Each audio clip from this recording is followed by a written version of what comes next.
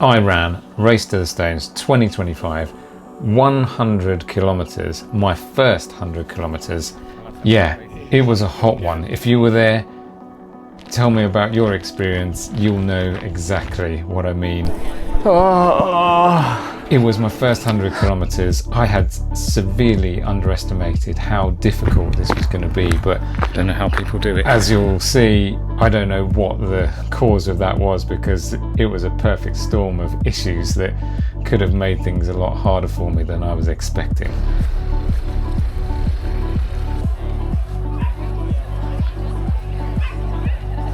Cheers, buddy. Thanks.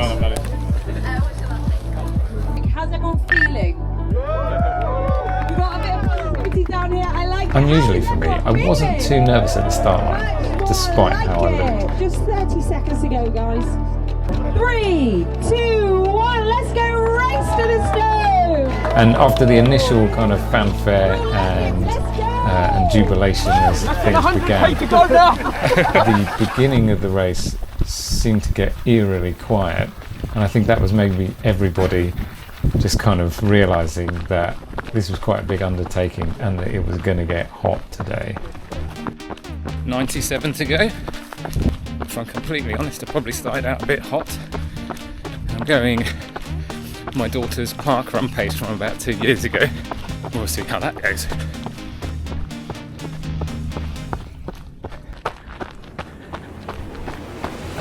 Go Guffy, go, go, go.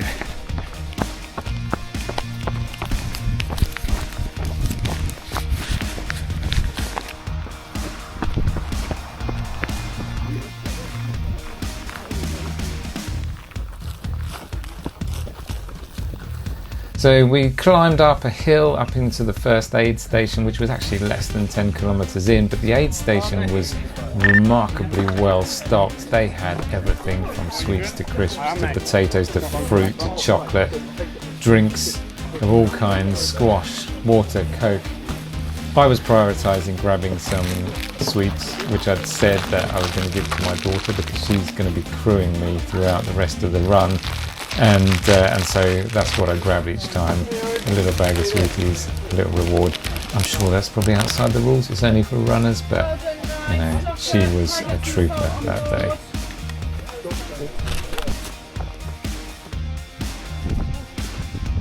"10% done. I think this is what they call the Field of Dreams. But it's already been harvested, so I'm not quite sure what that means. After the Field of Dreams, we crossed the golf course. There's a fair way left to go. Does that make... That's a bad joke. My support crew's here. Hey! Yeah, what do you need? What do you need? Oh, maybe just a bit of help. Hello. Hey. Can you get one of my tubes out of the main compartment? What will do?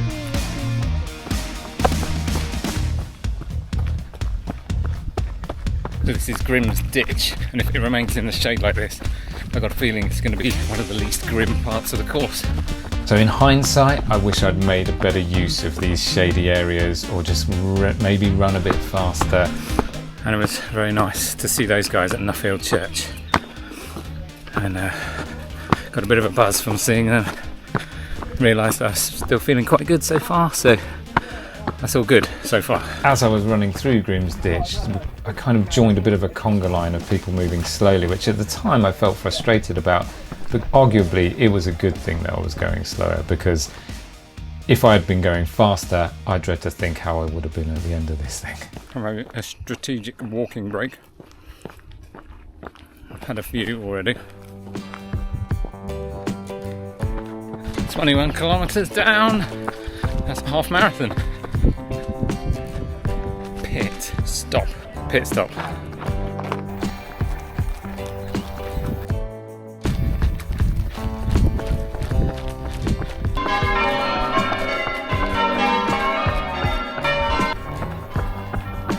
So 26k, South Stoke, North Stoke, it's something like that.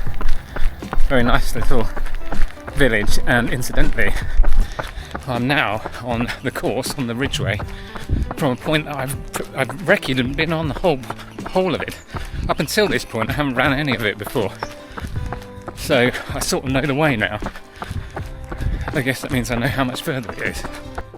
It's on my Todd at the moment, which makes it sort of difficult to know when to start running and when to walk, because sometimes you just use people as like kind of gauges and pacers. So it's about 28 kilometres and I'm just coming into Goring. Okay, let's start running to get through this rather uninspiring part of the Ridgeway.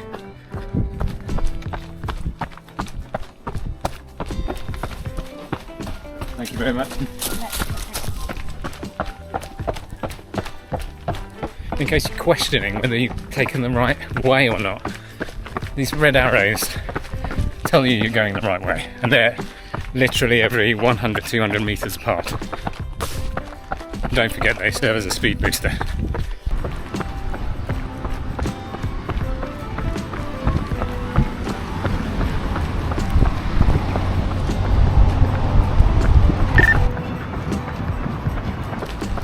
Well done. Cheers, thank you. So because of the heat, they put extra water stops in between the pit stops, and that was one of them at Goring, with like hat dunks, plenty of water, and some smiling faces just to keep you going. Speaking of which, I can't keep going. Gonna walk. There's a big hill coming up.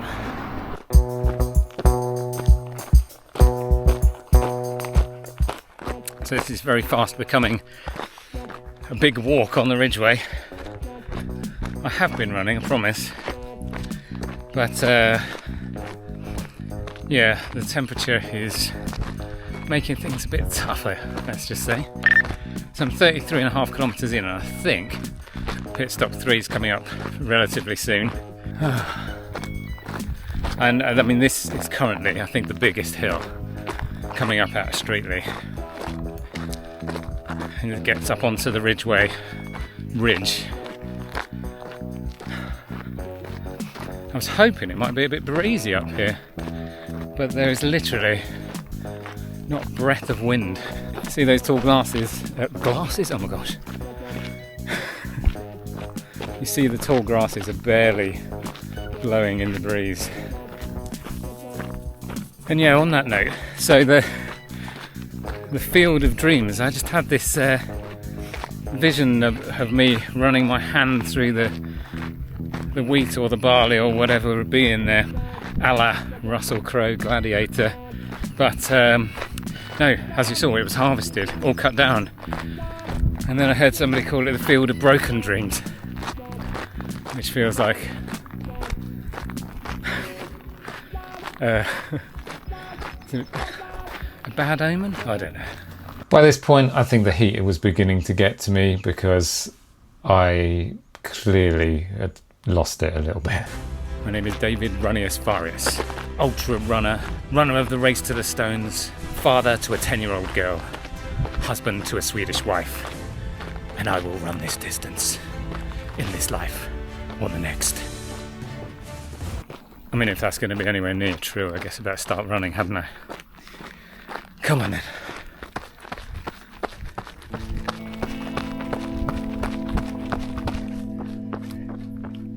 That's good to know.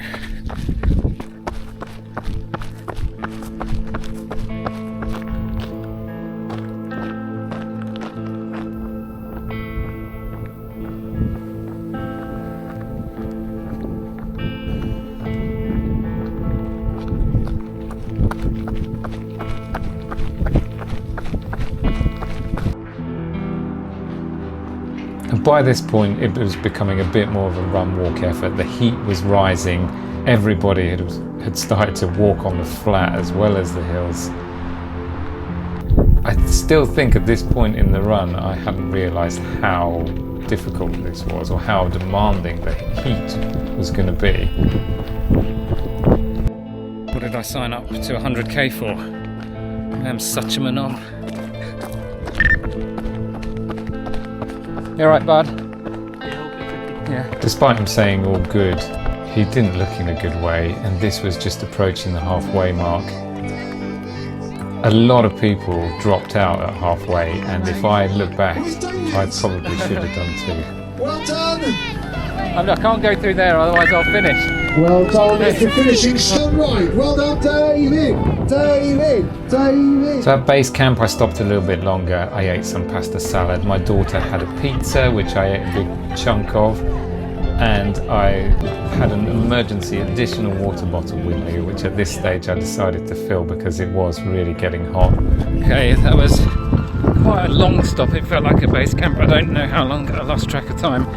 But I ate some pasta salad up in the big tent, saw some family, drank 2 cups of Coke and a lot of other stuff. Now I've run down this bit before. It was last year, but it was about 6:30 in the morning on the Sunday when I did day 2. The 50k on day 2 of Race to the Stones. But what a view from up here. It's amazing.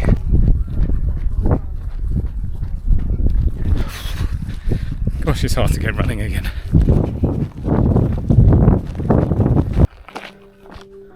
I suppose it's worth noting that this is the furthest I've ever run now. So we're in uncharted waters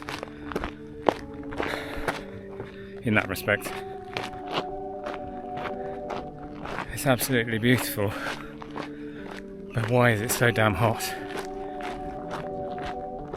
Yeah, I can't even manage a kilometre of running right now. The legs are a little tired as well as all the heat. So we'll see how we get on. The track is so smooth and chalky and white and hot. So let's talk about the heat. Today I think it's going to be highs of 33, and in my experience whenever it was forecast 33 degrees, it's probably going to be more like 36 at one point or another. And right now it's 5 to 3 in the afternoon and it's very hot, probably the hottest part of the day. I've been going for 7 hours and 45 minutes, which feels utterly mad right now. That's the longest I've ever run in time as well. I certainly didn't get any 50k PBs.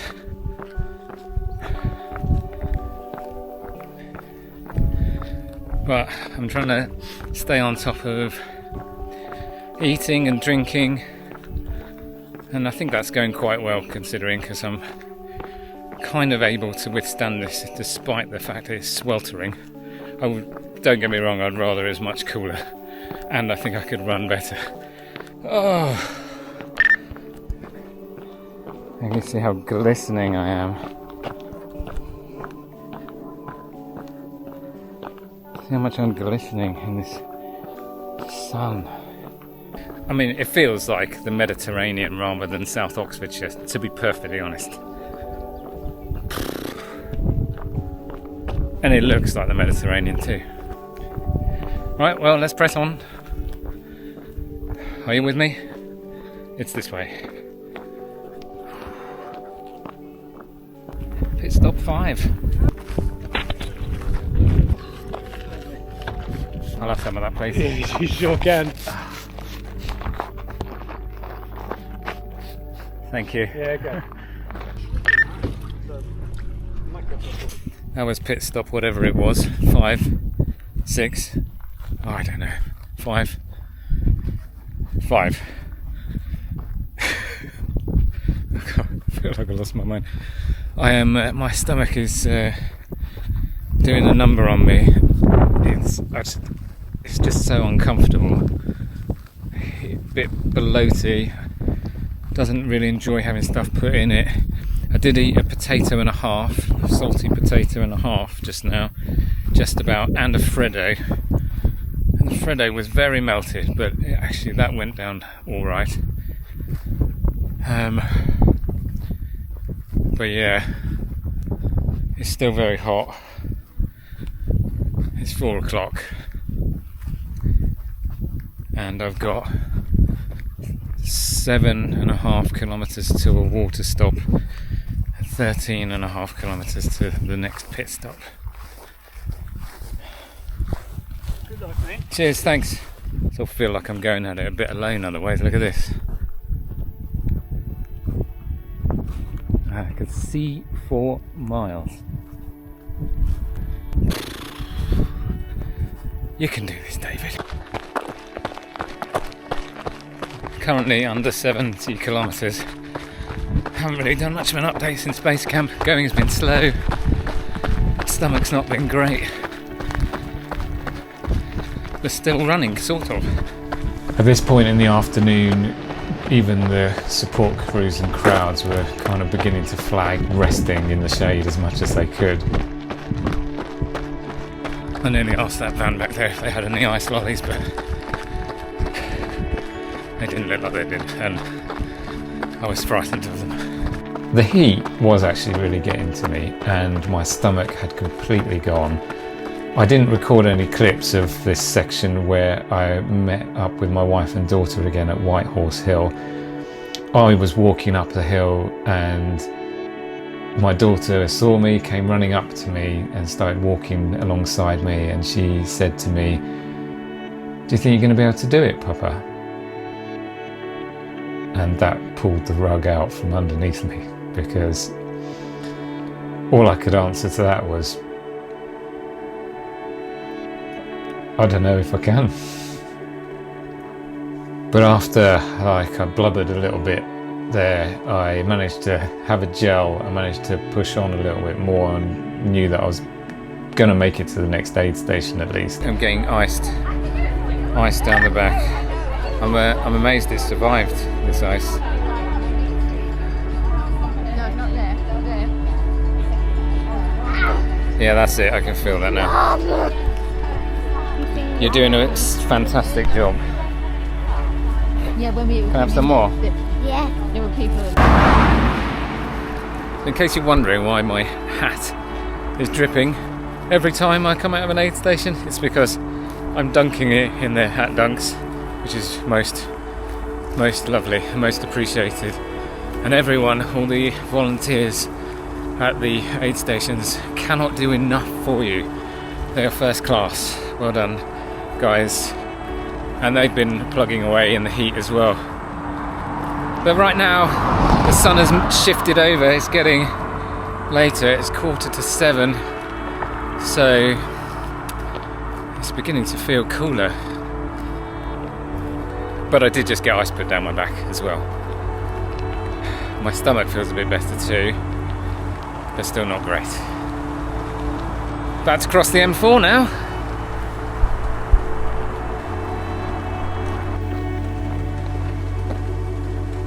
It's a hill, by the way. To be honest, I'd probably be walking even if it wasn't. What do you think of that? Well, David, what's it like to run an ultra? I wouldn't know. I don't know. Never done that.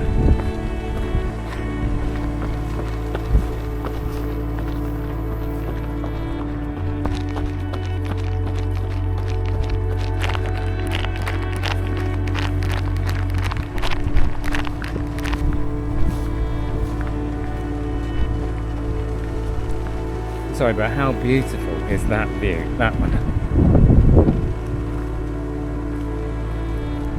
Yeah, I'm glad I've made it this far so I can see that. Walking has become a bigger feature more and more, and even though the sun has started to drop, when you were out in it, it was still blazing, and it was probably still close to 30 degrees at this stage. Half marathon to go.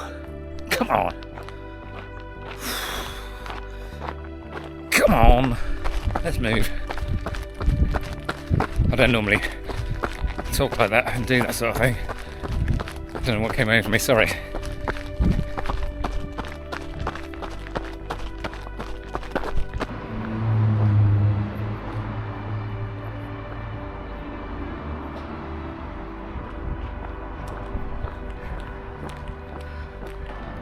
Ogbourne St George. About 18 kilometres left. Barbary Castle's the next aid station in 6 kilometres.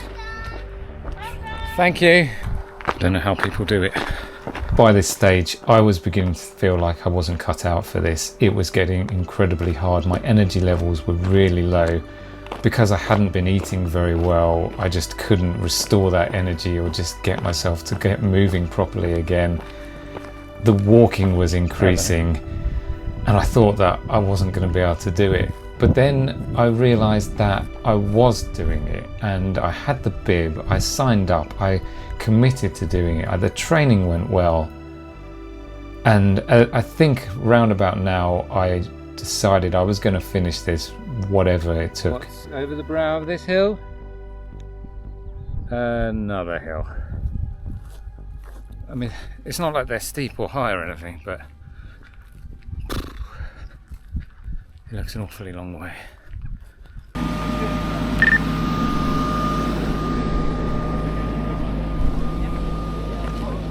How are you? Tired? Very tired. Mama, guess my energy levels are like... Is it -2? And she said it was like 5%. Oh, yeah. Your body battery. Body battery. At this point, I'd managed to have a little bit more to eat at the aid station, but still not much. I drank some Coke, but it didn't go down well. The head torch went on. I was in the final 11.9 kilometres. It was just time to finish this, however long it took me.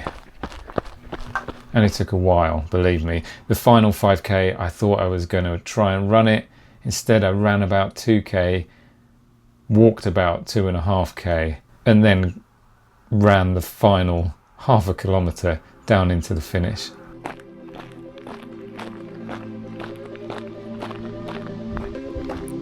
Almost done. Here we go.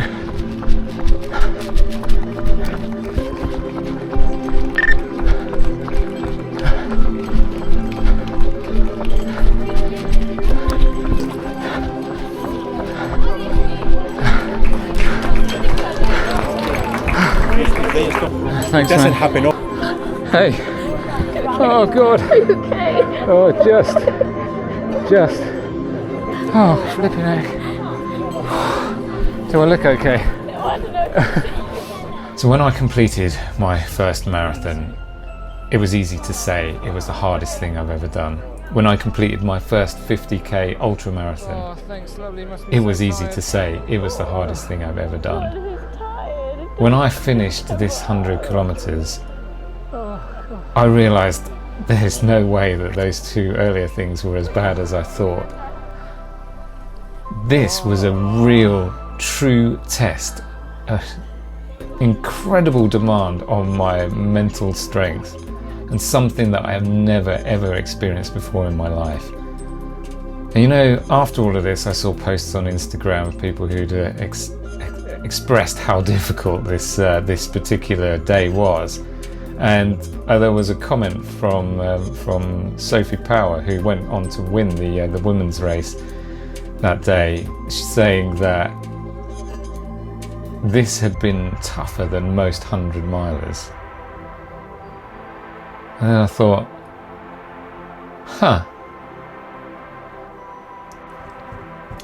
I am very proud of this, and I am not yet deciding that I'm going to sign up for a 100-mile race, but hey, if you want to see some more videos from me, just leave a comment down below.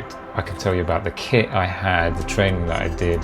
Just give us a like, subscribe. See you soon.